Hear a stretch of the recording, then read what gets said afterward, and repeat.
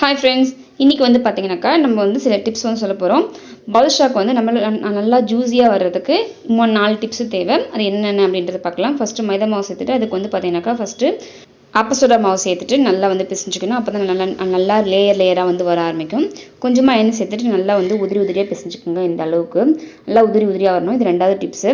First time செய்கிறவங்க எண்ணெய் ஊற்றி பிசைஞ்சு செஞ்சு பாருங்கள். அதுக்கப்புறமா தண்ணியும் அப்படின்னா பாலும் சேர்த்துட்டு நல்லா சப்பாத்தி மாவு பதத்துக்கு கொஞ்சம் முன்னாடி வந்து பிசைஞ்சுக்கணும். நல்லா பிரிச்சிங்கன்னா இந்த மாதிரி லேயராக வரணும். அடுத்து ஒரு 15 நிமிஷம் ஊற வச்சு நல்லா உருண்டை பிடிச்சிக்கணும். உருண்டை பிடிக்கும் போது பார்த்தீங்கன்னாக்கா 3rd டிப்ஸ் இந்த மாதிரி விரிசல் விடாமல் இருக்கணும்.